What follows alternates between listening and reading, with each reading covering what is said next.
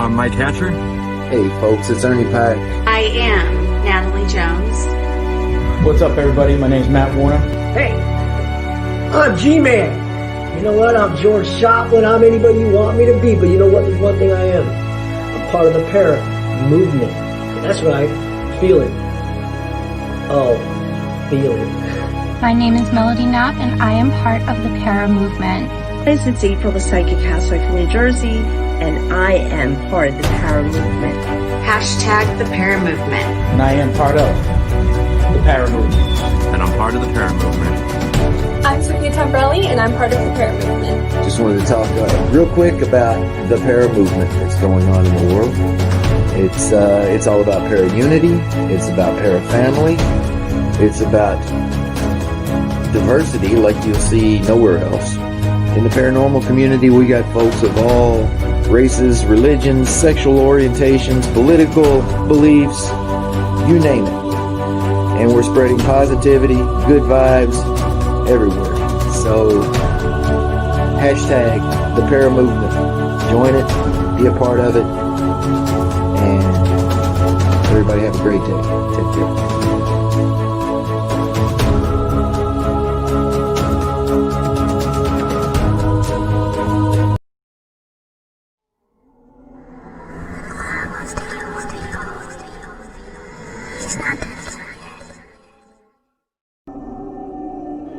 Why did you let him kill me?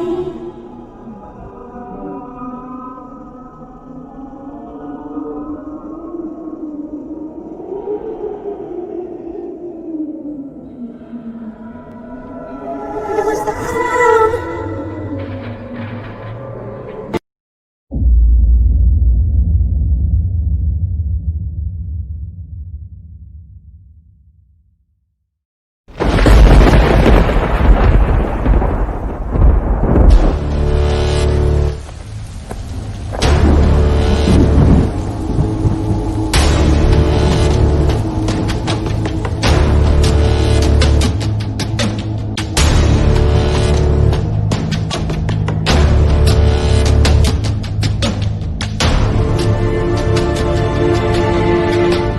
You're listening to Animal Paranormal Live, where we talk about all things paranormal. And now, here's your host, the Animal. Are you ready?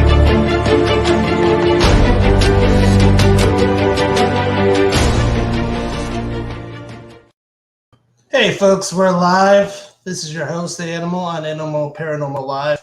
Thanks y'all for coming up, and I hope everybody had an awesome Thanksgiving. I know I have. I know I ate too much turkey, so I'm kind of still on a hangover right now.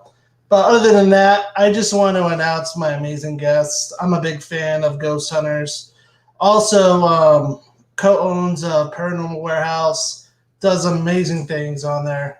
Let's just bring him up, Daryl. Hey, brother. What's up, guys? How's it going, man? How you doing? So, dude, good. How you doing?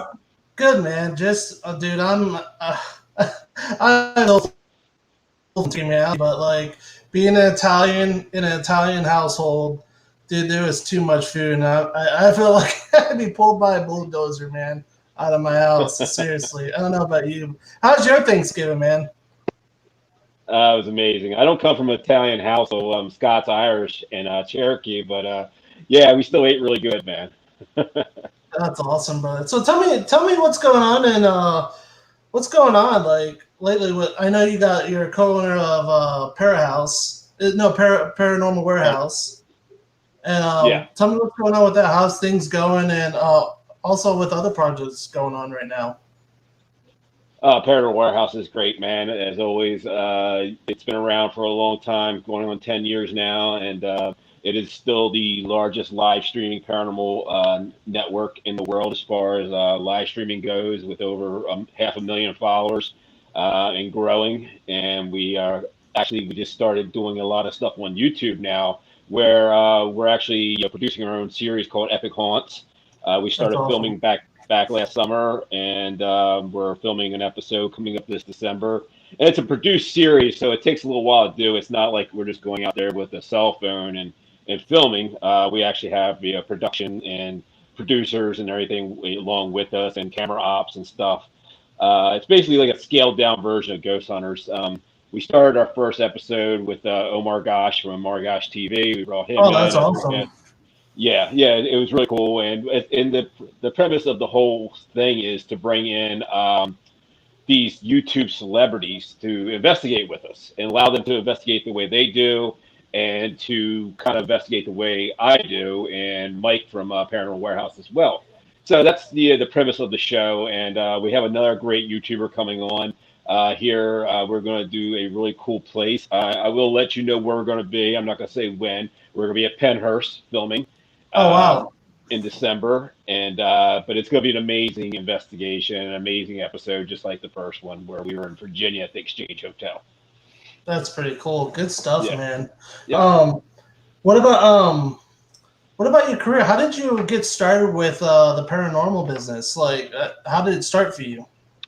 Well, yeah, funny story. I got into the paranormal by a complete accident. I didn't know what to think of it at the time, but 2005, I got invited to a local paranormal event. It was around Halloween. It was an event they were doing at a haunted location here where I live in Delaware, called Fort Delaware. Small local team. So I got free tickets or something from my mom. I can't remember. But I went with my mom and my stepsister, and I didn't even know what a paranormal investigator was or a ghost hunter at that time. I'd seen the shows on TV, in the early 2000s, but so I went, didn't know what to expect, didn't know if I believed or not. And my first time out, I actually saw a half body apparition. Oh, wow. And from that point on, I was hooked. And all I wanted to do all I knew is I wanted to figure out how to do this in some aspect. So I went out and started doing my own thing on the side, local places. I didn't know anything about the equipment, about how to investigate. I didn't join any teams or anything. I was just doing my own thing, and that's where I kind of met my wife. We started dating at the time, not too long after that, and she got into it as well, and kind of grew from there. A love for it. And in 2011, I started my own team called Breaking Paranormal, and we started doing a lot of cases out on the East Coast. We just travel all over the place, even out toward the Midwest a little bit too. So what happened was, long story short, as we all know, as paranormal investigators, it gets a little expensive, especially when it's coming out of your own pocket, and you don't have a production company paying for it. So I'm doing the same thing, man. I know it's crazy. It's hard. So what I had to do is I had to pull back a little bit. I said, look, man, I got to figure out a way to stay in the business without breaking my bank account. So I said, well, maybe I'll just do YouTube, or I'll do some kind of podcast or something. So I did, and it actually did really well. I was surprised, like a podcast like you're doing right here. And I named it the American Ghost Hunter Show.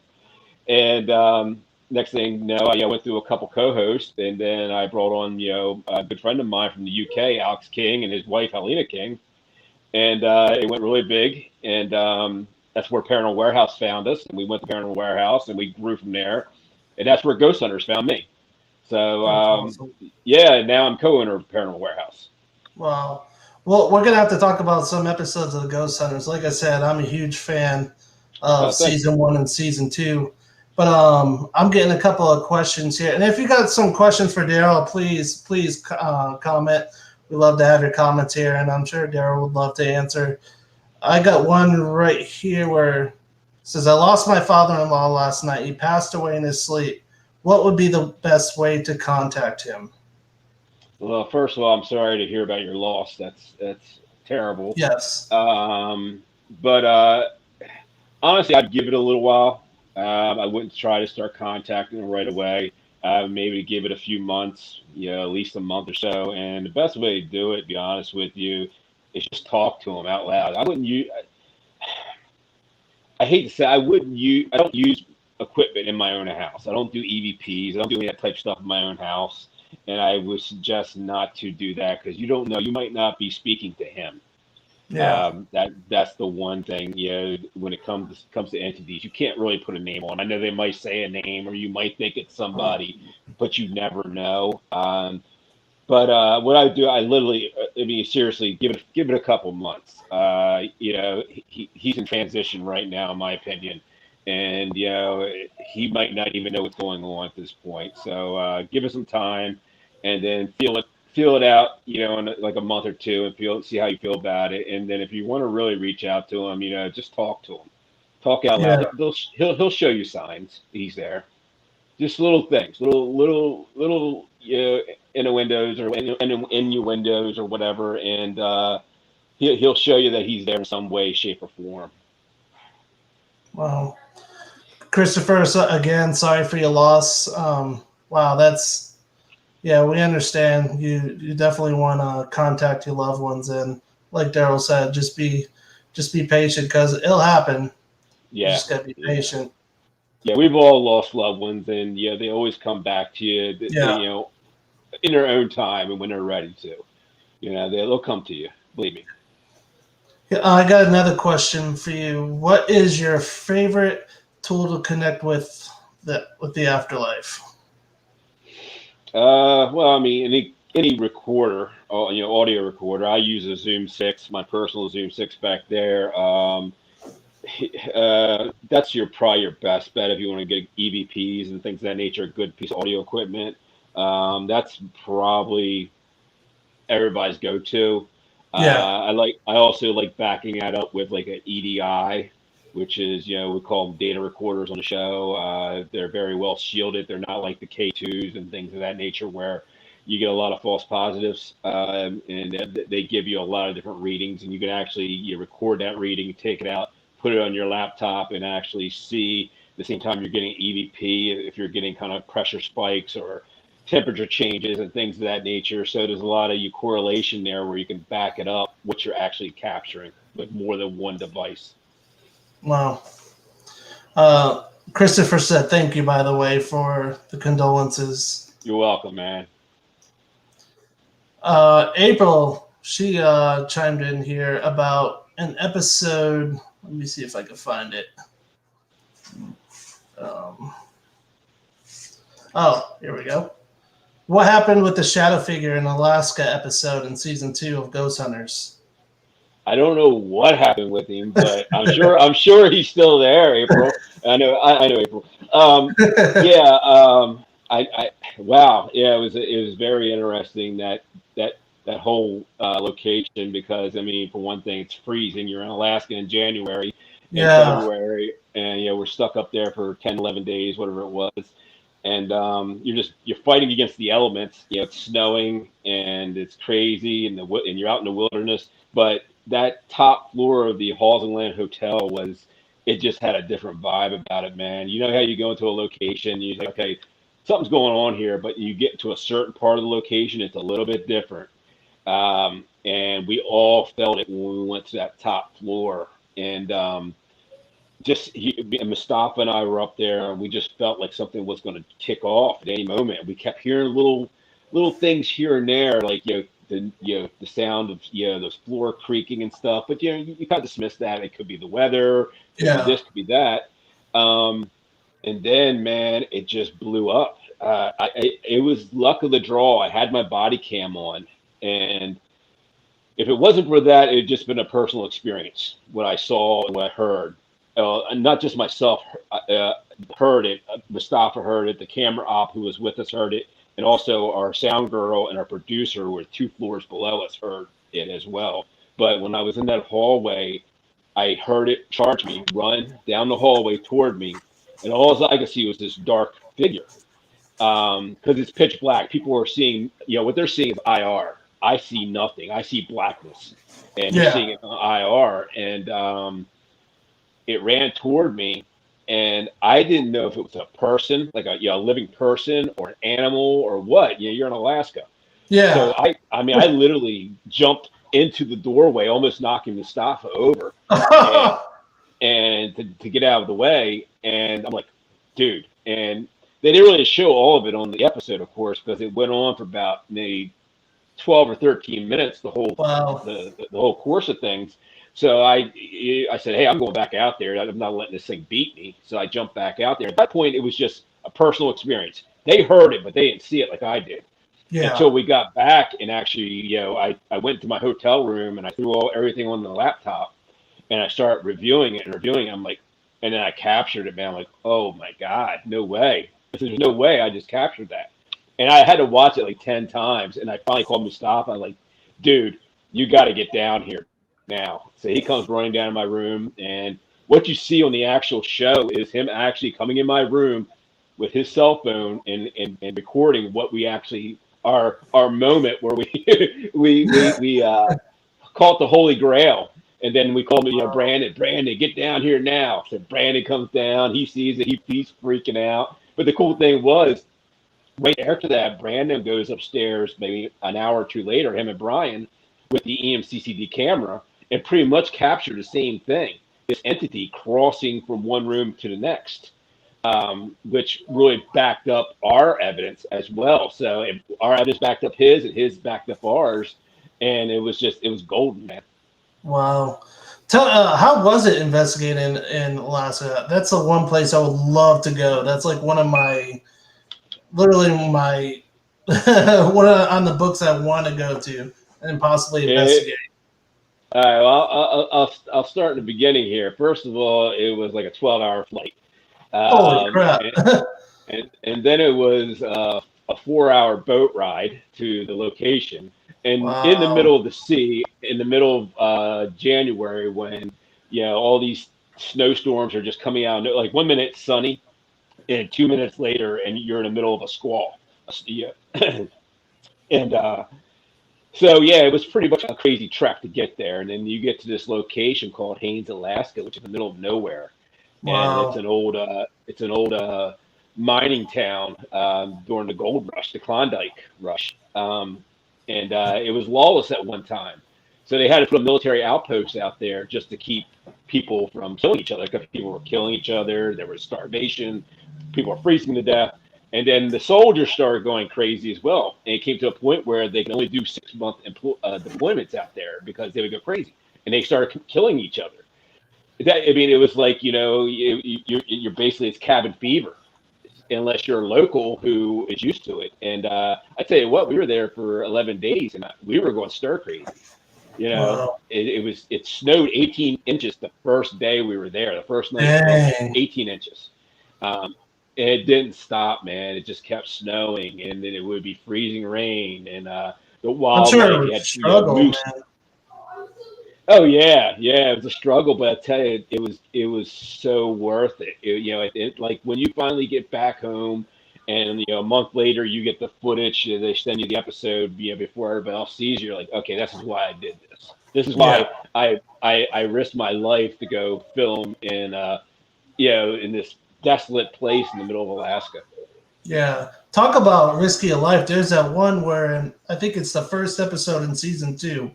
Where you guys are in the middle of nowhere. Yeah.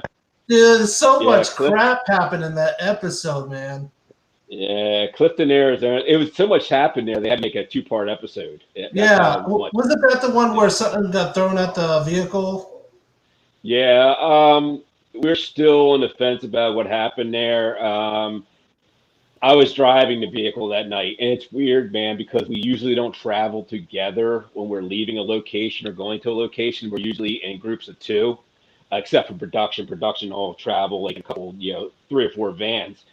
And we, that night, for some reason, it was about 3 or 4 o'clock in the morning, and production said, hey, we're wrapped for the night. You guys want to head out before us and get back to the hotel? Because the hotel is like an hour, 20 minutes away. That's how far out. This place is in the middle of the desert, man. Nowhere. So we're gonna roll out. So I jump in. We were driving an Escalade, and everybody jumps in the vehicle. We're beat tired. We're like, we're not looking forward to this hour and 20-minute drive back, but we're like just happy to get out of there. So we're driving back, man, and all of a sudden we just get right onto the main road. And like this road, you don't pass anybody for 50 miles. And we're on the main road, man, and all of a sudden, boom! It sounded like a shotgun blast. Dude. It sounded like, and the back tire blew out, and I'm like, the vehicle shaking, so I pull off the side of the road. I'm like, we didn't hit anything. Rochelle was sitting right next to me in the front seat. Everybody else was behind me, and we're like, we didn't hit anything. So we jump out, and the whole back wheel well on the passenger side that was pointing toward the field next to us was all blown out, man. The tire was shredded. We looked, there's nothing in the road. You can kind of see, in my opinion, and this is my opinion only, I think it was buckshot, just because I was a firearms instructor for quite a while, and that's what it looked like to me. But yeah, I can't explain it, man. And we did have some threats beforehand that didn't want us in town. There's some stuff going on there. Yeah, they mentioned that on the episode, didn't they? Yeah, it was crazy, dude. It got really dark really quick there. And the thing is, right before that happened, about 5 or 10 minutes before that, and we didn't know this, that one of our producers got a random phone call saying, "Be careful tonight." Wasn't there a guy following you or something like that? There's quite a few people following. That was on just that episode. Yeah, we were there for 15 days, man. And we had a bunch of crazy incidents happen where people, that weren't actually on film. This dude me and Mustafa got out of the vehicle when we were walking into the building, and this dude just comes out of this alleyway, and he's like freaking out, saying demons are following him, and we need to come to his house and things, and all this stuff. It was crazy, yeah. It got pretty wild. But in the defense, in the defense of the people of Clifton, Arizona, amazing people. They rolled out the red carpet for us. They were, 99.9% of them are amazing. It was just this one little element that, didn't want us there. Wow, that's awesome. Yeah. Wes was asking, do you have one place you would like to investigate where you haven't? I would love, I've said this on other podcasts and live streams. I think I would love to do Amityville, man, just for the pure fact that no one's investigated it. Even if it's real or not real, you hear the stories over the years that it was faked and this and that, just to get in there and investigate, try to prove it. Prove it, disprove it or prove it either way, and just to say you did it, What's the most craziest place you've actually investigated? Ooh. On or off the show? On or off the show? Off the show would be the House of Wills in Cleveland, Ohio, or Anderson Hotel in Kentucky, one of the two. On the show, I would definitely say anything in season 2, man. Clifton, Arizona was crazy. Alaska was crazy. Galena was crazy.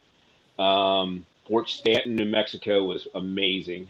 I'd love to go back to any of those places, but I think the one place I would love to go back to would probably be either Galena or Fort Stanton. That'd be awesome. Yeah. I would love to go to Alcatraz. That's one of my bucket lists to go to. That and the Conjuring House. Yeah, the Conjuring House. Definitely those places are amazing. I want to go back to Clifton. There was that one part where I can't remember her name, but she fell down the stairs. Kristen. Did she get pushed? Okay. Here's the thing with that, man. I remember getting the walkie call saying Kristen got hurt. She fell down the stairs. So I remember Mustafa and I were all way on the other side of town. So we were kind of the last ones to get there. And I remember getting the footage. I asked her if she's okay. She was pretty banged up. Her leg was pretty tore up. Yeah. So I remember watching the footage, man, and just watching and watching and watching. And the only problem was there was only one camera op with them, and he was right above them, so you couldn't see her feet. And there was no other, static cams in that room at the time because they were coming down a staircase. I don't know, man. Honestly, I can't say. Nothing violent like that happened to anyone else in the house. We had some, things happen in that building, that particular building, that hotel, but I don't think she knows. I just know that I'm glad, and I know she fell, but I'm glad she fell in the spot she fell in because it was a floor. If she would have fell from the top of that staircase, she'd have went through the spindles, and it could have been a lot worse. Yeah. Well, I'm happy she's okay because that seemed like it was a pretty hard fall. Yeah, it was. I know if it was me falling down, I'm a big dude, and I know I'd probably go through the wall or something like that. Yeah, she was lucky, man. she was a trooper. She got up, she Yeah, bounced right back up, and that's awesome. that's a pretty hard fall, man. Yeah, that is. The stairs seem pretty steep too, where they were at. Yeah, I mean, she fell down about six stairs. Yeah, yeah. Wow, wow, that's pretty crazy, man. April was wondering when the next episode of Epic Haunts air. Well, April, we are filming in December at Penhurst, like I was saying. And I know we're putting out a lot of smaller episodes in between that we've been filming, little locations here and there, but the main big episode will probably be hopefully January before the next big one's out. It's a little hard because the problem is, we're producing it ourselves. We have a Yeah, production team, but we're having to do all that ourselves, and we only have one editor, not 10 editors throwing it all together for us. So it takes time to put it together. But the first episode did really well on YouTube, and we were very excited about it. And I can't wait to get this next one up because I've actually investigated this location, before, and I had a great time there, and it's a great location, and I can't wait to get in there and film in the place. that's awesome. Now, are you doing anything, any events with the guys coming up with Ghost Hunters? Well, we just had a bunch between September and November. I wasn't able to make it to the last two. One was a scheduling conflict because I'd already haven't had an event in New Jersey I had to go to with Jersey Paranormal, which was amazing, by the way. The Sterling mine. And the last one last weekend in North Carolina, I couldn't make as well because of scheduling. But I do have my next big event is in January in Texas, and I'll be out there investigating a location, a hotel with Natalie from Texas Paranormal. That's awesome. Yeah, Natalie's a good person. Yeah. Wes wanted to know if you're coming out with a book about your paranormal experiences. I might come out of a book. I'm not sure. We'll see. That would be awesome. I might tell the truth about a lot of things. No, yeah, I have nothing planned right now. Brandon and Mustafa have written a book, and it should be out sometime. I would say sometime in the spring. I hopefully. I'm not sure. Old Parks. There it is, Natalie. Thank you. It was on the top of my head. Yeah, Old Parks Hotel with Natalie, and but no, I know Brandon and Mustafa are coming out with a cool book. I know a little bit about some of the insight on it, and it should be great. I can't wait to read it. Yeah, I told them they gotta send me the audio version because I don't like reading. and I want Morgan Freeman to be the person who narrates it. Oh, dude, I'd like Morgan Freeman to narrate my life. Dude. Yeah. So, dude, I see that you're a coffee fan. Yes, I actually have a sponsorship through Death Wish Coffee, which is in the works right now. We're kind of figuring out the direction they want to go with me and what they want to do. It was pretty much a godsend, and I love their product. They love what I do, and we have some ideas we're throwing together for some commercials and things of that nature, and they're going to be doing a lot of up in the upcoming year in 2021. We're doing some Death Wish paranormal events, which will be pretty cool. I can't wait to do them and see where it goes. Dude, that'd be awesome. I'm a huge coffee fan. I live off that stuff. Oh yeah, I just had a cup right before I came on here, man, of Death Wish.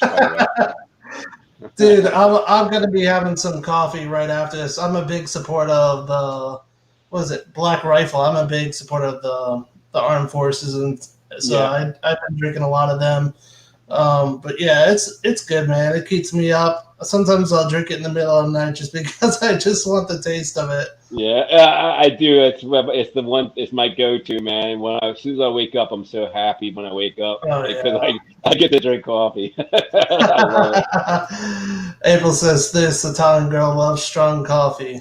Yeah, there you go. April. Awesome. But anyways, man, another thing I like to ask my guests is, what's your thoughts on cryptids and Bigfoot, alien, UFOs? I usually like to ask that because I'm a big fan on UFOs and Bigfoot and Chupacabra, all that cool, crazy stuff, which I will be going Bigfooting pretty soon here in the next week or so. Oh, cool. Yeah, no, I've never done, I've never like searched for cryptids or anything, but I do believe in them. I mean, we're finding new species of life every day on this planet. Do I believe in Bigfoot? Yeah, I believe. Yeah, I do. I believe there could be some kind of, some kind of ape out there in North America that we haven't discovered. I mean, there are parts of this country and up into Canada that haven't even been, are isolated, that haven't even been, walked on by man at this point. Yeah. And the thing is, people got to remember, and the way I look at it is, with these cryptics, are that us as the human race didn't discover mountain apes until the 1800s. And look at them now; we have them in zoos. So they are finding new species of primate every day too. So yeah, when it comes to Bigfoot, I definitely believe. I don't know if it's all the eyewitness reports are real. I mean, I'm sure there's a lot of false reports and a lot of people who are seeing things that are maybe not what they say it is. But with aspect to the UFOs, and one thing. It's a no-brainer. If we actually believe as the human race we are the most intelligent form of life in this universe or this solar system, we are as dumber than, than we even think, because there are other species out there. We are not the go-to. Believe me. Look at us. Look at us. We destroy everything. So yeah. That's why April's like Bigfoot asking about Bigfoot. Right. Oh, Yeah. man. Yeah. No. I've had the luck for the last 2 years to work on an Alien Con. Last year I was out there at the actual event, and this year we had to do a virtual event with Discovery Channel back in October. And those guys are amazing. What they do and the research they put into all these alien researchers and the people with UFOs or anything. And I'm getting more and more into it. Years ago I read a book called Chariots of the Gods, and that really got me interested in it. And I've been really looking more into, and it's not just the UFO phenomenon, but it's the connection, this fine thread between all of us, this energy force of the solar system and the universe that connects us all together. And I believe I believe it's all tied together somehow when it comes to aliens, Bigfoot, cryptics, us, whatever, paranormal. Yeah. I think it's all connected in some way, and it's just figuring out and putting the puzzle pieces together. That's awesome, man. One day I tell everybody I'd love to dress up in a Bigfoot costume and just freak the crap out of somebody. Right. But yeah, dude, that's awesome, man. I'm excited for all the things that you got going on, especially Paranormal Warehouse, all the great stuff, all the and I know you're going to Texas Paracon too. Yeah, next year. Yeah. I'll be at Texas Paracon. I'll be at Jersey Con next year. It's been postponed a couple of times because of COVID and everything. Jersey Con's another big one. I think Texas Paracon's gonna be huge. Oh yeah, I'm definitely be there. I'll see you there, man. Oh, cool. I got 500,000 other events in between then. I can't even keep track of them, man. I really can't. It's horrible. I need a bookkeeper. I'm gonna have to hire my wife to be my bookkeeper. I'm the same way there, man. It's hard. Sometimes I'll look at my schedule and I'll forget things, and then I have to go back. I have to have something on my wall. I have to have something on my computer, my phone, writing it down. It's hard, and sometimes conflicts happen. Well, that's the thing with me, man. Especially with the events and stuff, I double book events. I have a manager. I mean, Ray Servino. I need to get on him and make him do that shit for me. But I double book events.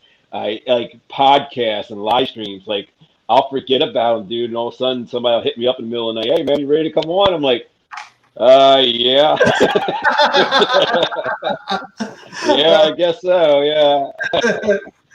How is your podcast? You said, what's your podcast name again? Oh, well, I don't do mine anymore. It was the American Ghost Hunter Show. It's still running. I have Alex King runs it for me. I still own it and everything, but right now, it's just doing its thing, and I don't know, man. I haven't been on it in so long. I couldn't tell you. It's hard. It's like when you get all caught up with all these projects going on, it's hard even to do a show sometimes, especially when I'm Yeah. doing my show. It's like you get all these projects built up and you're like, shoot, I got a show. Yeah. Well, that's the thing. When I was doing mine full time before Ghost Hunters, it was like, it became a weekly thing. Then it came like 3 or 4 times a week. But I was always on there, and I was pushing the show and everything. I just don't have time anymore, man. I trying to find time, between doing paranormal full time and running the shed, the paranormal warehouse, and doing filming, and oh dude, and there's no family time. It's like, No, like, when do you have a time off? You don't. no. It's a full-time job. There's no sleep for the paranormal. No, there's not. That's no pun intended. Yeah, there's not, man. No, there's one place that I want to go. I talked to Brandon. He was on my show a week ago. He showed me a piece of evidence of an apparition literally poking out from the doorway at the Queen Mary. Yeah, I've Have you seen been, that. Yeah, show me to me. have you been No, to I did the. No, I was on there with the Darkness back in October when they did their live stream. I was one of the people in the whatever you want to call it, where you actually look at the evidence. And that's the closest I've been to the Queen Mary, except for being in California, of course. But I never investigated. I know Brandon's been there several times. Yeah, yeah. I saw the evidence. He showed me on the road one time, and I was pretty blown away by it. It's pretty cool. Yeah. Yeah, when he showed me before the show started, I was just, holy crap, that's like freaking awesome just seeing something like Yeah. that just poking out. Yeah. It just gives you goosebumps because then you know it's real, but you're like, Yeah. what the hell is it? It's like, could it be something, a ghost? I Could it be, I don't I know. I and the crazy thing is I captured something like similar to that. Actually not myself. My wife did. We were in Gettysburg. This got to be That's eight a or place ten I years. want to go to, Gettysburg. Oh yeah, yeah. I live like 2 hours from Gettysburg, so I go there as much as possible. But about it had to be 8 or 9 years ago now. We were there, and she was just snapping photos, and she was doing the 3 shots in a row type thing, and we actually captured at the orphanage, which looks like a little boy peering around the tree, and it was pretty freaking amazing. I was like blown away by it, where I had to like I studied it maybe 100 times to try to figure out is it a light play? It looks like a little boy, man, in period clothes. I mean, maybe 5, 6 years old. Yeah. Wow. I got an actual photo. It's an old photo when he actually had to develop film. When a friend of mine went paranormal investigating not too far from here, but we actually got a photo of a little boy's face, like right here. You could see like all his hair, his face is no. It was greenish though, but then then you see the door, and then past that you saw his overalls, but you could see through it. I'll have to share that with you if I could get my friend to give it to me. I'll have to share it with you and show you.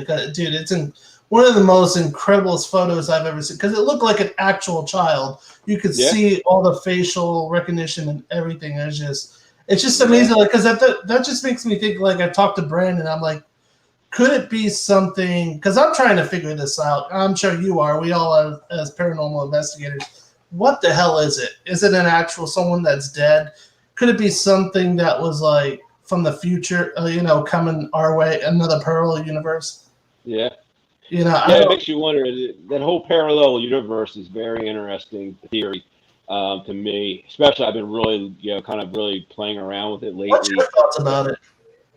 Man, my thoughts about it are we could be just like them, seeing us in a parallel universe, and we're seeing them in a parallel universe, and somehow it's crossing over in a moment in time, man. I don't know the science behind it, and that's something I really want to get into sometime in the future, is really trying to figure it out, because could it be we're just lapping time, and that's what we're seeing? Is that what the paranormal is?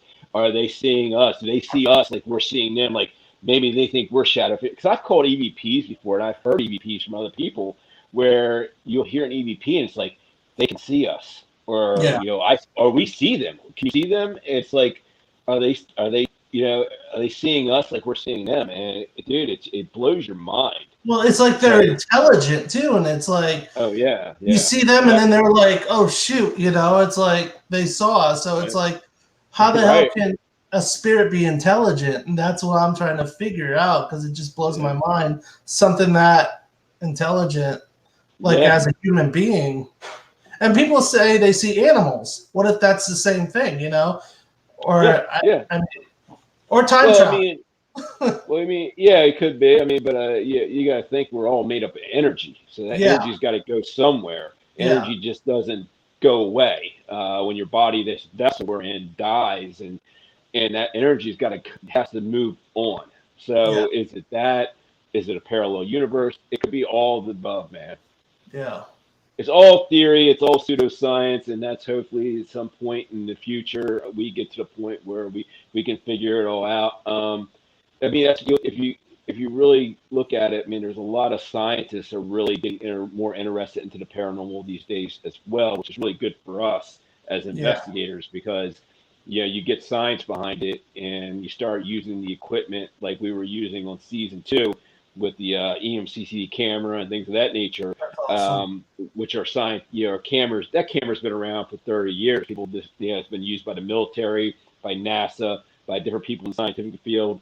And you start implicating equipment like that into the field, not stuff that's made, in someone's garage or something. And not saying that's bad stuff, but you're having actual scientific equipment that's used to actually capture single photon events. And one of the theories are that, these entities or spirits are made up of photons, and you start capturing it. You're like, you got to have to say, okay, there's something behind this, and you're taking a big step forward at that point. Heck yeah, man. Well, in the next couple of minutes, I just like I like to do at the end of the show. What advice would you give a new paranormal investigator? Don't do it. It's expensive. No.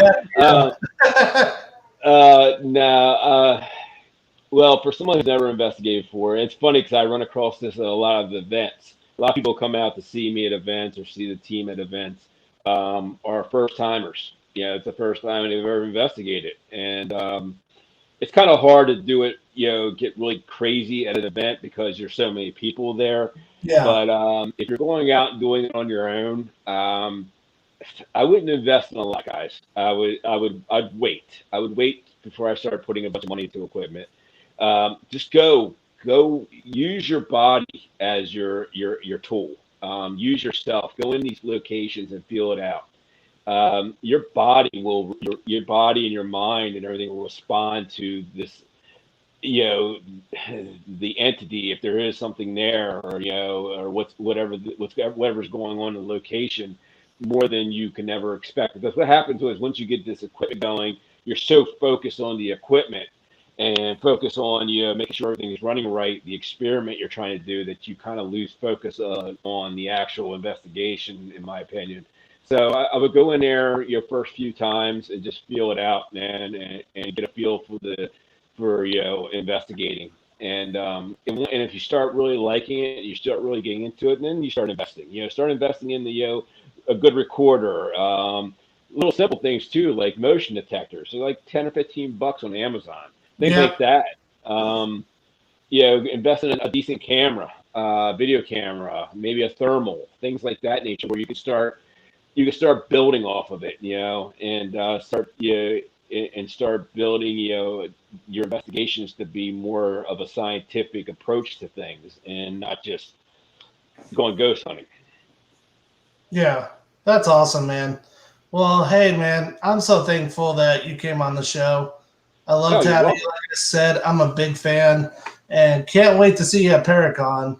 Yeah, me too, man. Yeah, we finally get to meet. I'm going to be seeing Mustafa December 12th at Berkeley in Virginia.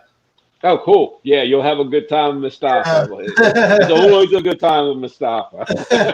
I can't wait to meet him, man. Well, dude, I can't wait to meet you. And also, I got to hook up with you with that Death Wish coffee, man. Oh, yeah, definitely, man. Death Wish all the way. Yeah. Heck yeah, man. Well, hey, guys, thank you so much for listening on Animal Paranormal Live. We'll see you soon this Monday. So have a blessed day and happy holidays.